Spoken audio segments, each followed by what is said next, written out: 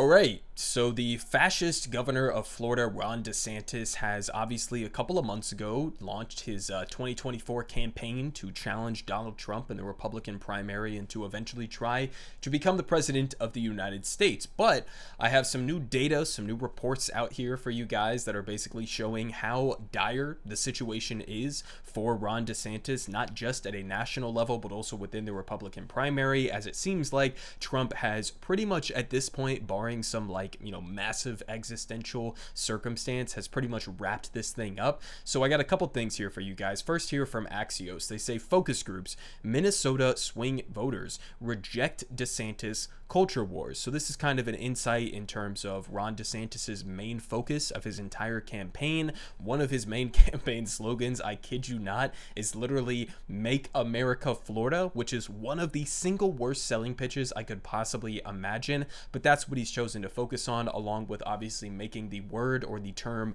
woke sort of like his main selling pitch alongside of his, policy agenda within Florida, and just constantly railing against like the woke radical left Marxists that are taking over the country.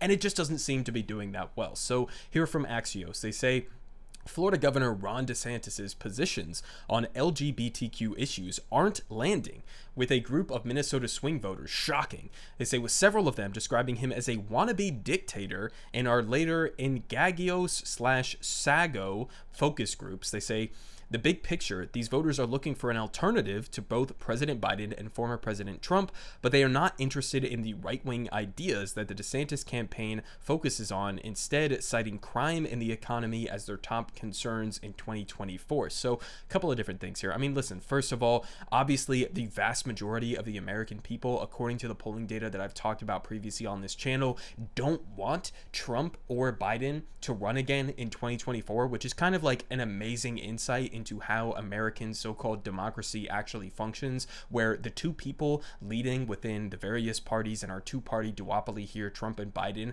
are just overwhelmingly sort of like disliked or despised by the American people, but those are the two front runners for their various primary contests, which means that's who we're going to inevitably almost get stuck with, which is just completely ridiculous. I mean, it's an indictment again on the American political system, on the American electoral system, where, I mean, on consistent polling data, the American people overwhelmingly hate Congress. They overwhelmingly hate the leadership of both political parties, and yet this is who is running our country, right? I mean, something is broken within this equation. But unfortunately here for Ron DeSantis, even though people don't want Biden, they don't want Trump, they also don't really want DeSantis. So they say here, Axios sat in on 2 online focus groups Tuesday night with 13 Minnesotans who voted for Trump in 2016 and Biden in 2020. So that's sort of like the centrist independent who was like, okay, I initially voted for Trump because I thought he was going to sort of change the dynamic and shake things up, and sort of like shift the political order in the United States. He was railing against NAFTA. He was railing against the Iraq War, etc., etc.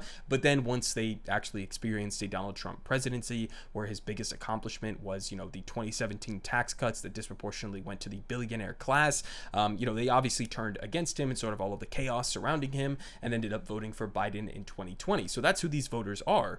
But they say, well, a focus group is not a statistically significant sample like a poll, which is important to point out. The responses do show how some voters are thinking about and talking about current events. So they say no one said that they're more likely to vote for DeSantis after being shown a video shared by his campaign online that portrays him as an anti-LGBTQ crusader. They say all but 3 of them, all but 3 of the 13, described the video as troubling. Okay, and keep in mind, again, this is DeSantis's main selling point. It's like, I'm to the right of Donald Trump within the Republican primary, right? I'm to the right of him on things like not only LGBTQ issues and things like that, but also things like Social Security and Medicare and Medicaid, which are extremely popular programs here in the US, and they're saying that this is troubling. So again, not good news for DeSantis, both in the GOP primary and also in a potential general election, assuming that he pulls off some sort of miracle and actually defeats Donald Trump. So they say 4 voters admitted that they simply didn't know enough about the governor to offer opinion, but the rest who knew him didn't like him. So everybody who knew who DeSantis was among these swing voters doesn't like the guy, right? So they say Minnesota swing voters fall into two camps. Either they don't know what DeSantis is saying or they don't like it, said Rich Thau, the president of Engagius, who moderated the focus groups. I mean, that's just honestly amazing. They say respondents described him as a wild card and unpredictable, with some, like Felipe, dismissing his campaign attempts as inauthentic. Quote, "It looks like he's just trying to get the Trump base," which is kind of true, because he does, in order to win the GOP primary, have to win over a significant chunk of people who do support Donald Trump. And he's just not able to do that, because you can run sort of a campaign as being like, I'm more far right than Donald Trump. But if you're also not willing to sort of like go full throttle and actually attack Donald Trump and be like, this guy lost in the 2020 election, he lost in the 2022 midterms, all his candidates did abysmally, and actually launch like a full frontal attack, which DeSantis is not able to do, then you're not going to be able to win. And there's also the flip side of that, which is like, even if he does go full speed ahead and attacking Donald Trump, that might just lead to more people leaving his campaign and going to defend Donald Trump, which is what we've seen, a spike in Donald Trump's support since he was indicted in multiple different cases that are sort of ongoing as well. It seems like the more that you attack him, the more that people circle the wagons around him. So DeSantis is honestly at this point just kind of completely fucked. Like, there is no actual avenue forward for him to defeat Donald Trump unless Trump ends up just like dropping dead or something during this ongoing campaign. But they continue. They say others had harsh reviews of the governor. Quote, "We saw what happened in Germany 80 years ago," said Jeff D., making a reference to Hitler's rise. So just straight up saying Ron DeSantis is like kind of Hitler 2.0. They say Amber H. echoed the voter who called DeSantis a wannabe dictator after watching the video and likened it to a version of that of a dictatorship. Quote, "He just wants to take over and not work for the people, is really isolating, and he'll do what he wants and how he wants it." She's not incorrect, right? Another one, "The video makes it seem like DeSantis is proud to be anti-trans," said Mike K. Mike K, you are correct. He is proud to be anti-trans. They say another, Mark B, was disturbed by what he saw as pure hate from DeSantis towards the LGBTQ community. Again, these are independent voters. These are not like strong like liberals or anything like that, right? They say some, like Cindy H, said that DeSantis is out of step with the country. Quote, "In today's day, we are more open than we have ever been, and to be that far on the other side of it, I think is just kind of ridiculous." So, I mean, honestly, yes, that is what's going to happen. You are going to turn off sort of normies, maybe people who have some experience within their lives of, having a gay family member or a friend or somebody of the trans community. It's just trending in the opposite direction that you are going. And yes, there is obviously a massive reactionary right-wing backlash to, enhanced rights for the LGBTQ community, but making that the center focus of your campaign, it may be like mildly good within the GOP primary, but at a national scale, running an entire campaign where your main focus is being anti-woke and pretending as if like you are the anti-LGBT crusader or something like that, it's just not going to work with normal people, because they look at what you're saying and they're just like, this guy is out of his fucking mind. He's coming across sort of like a Hitler in the 2020s or something like that, and it's just not going to work in the long term. We have even more troubling data that has come out, and even more troubling reports that have come out in regards to DeSantis. They say here from Business Insider, even Fox News and the Murdochs are turning on DeSantis after his rough campaign start. They say Florida Governor Ron DeSantis' campaign struggles appear to be creating some fallout. Multiple reports say that the influential and powerful Murdochs, who obviously run Fox News, are souring on DeSantis. The News Corps empire has played a major role in the governor's national rise. So even you're losing Fox News, right? Fox News was one of the biggest early cheerleaders for DeSantis. We don't want this crazy sort of like wild card Trump guy to be the 2024 nominee. He already did disastrously bad in the 2022 midterms, the 2020 election against Donald Trump. He's sort of a loser. And even with all of that effort that was put in by Fox News, by sort of the conservative media apparatus to rally around Ron DeSantis, it just wasn't enough. And now they're looking at the data, they're looking at his future prospects, and they're sort of of like jumping ship at this point. And we even have some reports from internally to the Ron DeSantis campaign of how little faith it seems like they have in Ron's ability to just do like the basic sort of like on the ground, you know, interactions with normal people and make it seem like he's also a normal guy. And so they've decided to send his wife Casey out on his behalf. So they say here from the New York Times, DeSantis unleashes his humanizer in chief. His wife, Governor Ron DeSantis' wife, Casey DeSantis, held her first solo campaign event in Iowa, connecting with fellow moms and casting her husband as a champion of the parents' rights movement. Okay, so, I mean, listen, obviously every political candidate in one way, you know, shape or form obviously brings out their spouse or the person who is with them, and they play some role in the campaign. But when you are so bad at actually, you know, connecting with people in a real way or being able to relate to normal, average, everyday working class Americans, that you have to send out your wife to try to be the humanizer in chief, as the New York Times is saying here,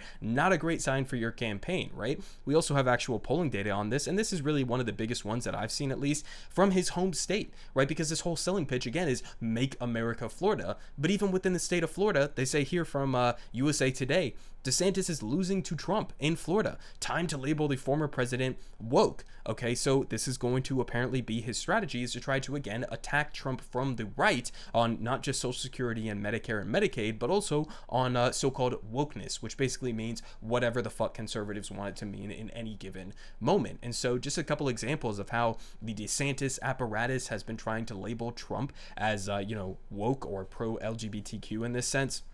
Here from Bleeding Heartland, they say Iowa mailer thanks Donald Trump, obviously sarcastically, for pro-LGBTQ stances. So they're sending out these mailers, right? And this was funded by some like dark money PAC or whatever the fuck that, you know, has connections to DeSantis. They say here, Donald Trump stood up for marriage equality and trans rights, hosted the Log Cabin Republicans at Mar-a-Lago to celebrate the recent victory of LGBTQ plus community in securing a statutory right for gay couples to marry. So basically, I mean, and again, another example here, thank you, President Trump. Trump celebrated gay marriage victory, etc., etc., transgender trailblazers, right? Which on the one hand is like obviously completely detached from reality. I mean, Donald Trump pushed for a ban of trans people within the U.S. military. I mean, this is not a pro-LGBTQ kind of candidate, right? I mean, in some senses, like back in 2016, you can go find pictures of him holding up an LGBTQ flag and all of that stuff, but he's not like pro-LGBTQ. He's just not as insane as Ron DeSantis is in regards to some of these cultural issues. But even on that, it's kind of a stretch to say that they're not really in line. And we had another example of this. It's not just mailers, it's also advertisements that have been put out by the DeSantis apparatus. Again, here, this one is pretty similarly trying to make Trump out to be some sort of like a LGBTQ warrior or something like that. So let's just go ahead and watch this ad here real quick. I will do everything in my power to protect our LGBTQ citizens. This is the DeSantis War Room Twitter account, supporters of Florida governor who launched this ad at the end of Pride Month. They slammed former President Donald Trump for his past support of gay and transgender people on this ad, which is over a minute long. What we're doing now is part of their... Okay, so you get the gist of it. I'm not going to play the entirety of the ad because it did have like a bunch of copyrighted music in it, but basically they pretend like Trump is like a super pro LGBTQ guy at the beginning of the ad, this ad and then at the end, later the music drops and it's like a bunch of pictures of like you know, the guy from American Psycho and the guy from that TV show about the Peaky Blinders TV show about like the you know, old like British sort of like drug trade and shit like that, and sort of like shows those on screen to make DeSantis seem like he's like this macho man who's like against LGBTQ rights and shit like that. So this is sort of the strategy that DeSantis has been going with, right? He's trying to outflank Trump from the right on some of these cultural issues, as if that's going to be a winning strategy. I mean, does anybody really think that that's legitimately going to be a winning strategy for him in the, you know, GOP primary, that he's going to be able to convince Republican voters that Trump is woke, that Trump is part of this like radical pro-Marxist, pro-LGBTQ scary agenda or whatever? I mean, it's honestly delusional. And he defended this video. You know, he says it's fair game to attack Trump on these various things, but again, he's kind of in the minority here, right? You might be in the majority within a GOP primary, but you are certainly, even if you do, like, that's the thing, is that even if you do effectively wage this anti-woke campaign against Donald Trump, somehow miraculously become the GOP nominee, that shit is not going to fly in a national election, right? I mean, obviously Biden is not the strongest candidate, to say the least, on the Democratic side, but he's better than Ron DeSantis if Ron DeSantis' entire campaign has nothing to do with, like, materially, economically improving the lives of working class Americans or addressing any of the major issues that the American people care about, but is instead, like, focused on, like, transgender people or, like, the LGBTQ community broadly. I mean, that is just such a delusional view to have in terms of where the state of the country currently is, and it's obviously, again, been reflected in the polling. I mean, he had a spike here after he officially announced his campaign. He got as high as, it looks like, I mean, I guess, like, low 30s, barely, if you want to say, but now, I mean, obviously he's tanked down. So that's the current state of the Ron DeSantis campaign. Obviously, I don't want Donald Trump to be the president in 2024. I don't really want it to be Biden either, but, you know, if I had to pick, obviously Trump is the worst out of those two, and if I had to pick out of the three, definitely DeSantis would be the worst of those three. So, you know, in some sense, I kind of appreciate Donald Trump for imploding the career prospects of somebody like Ron DeSantis. He could make a potential resurgence if he loses this primary and come back in 2028 or whatever the case may be, but in the meantime, things are not looking good for Florida Governor Ron DeSantis and his 2024 presidential, aspirations. Everyone is saying GoodPoliticGuy has the best politics. Believe me, no one does it like him.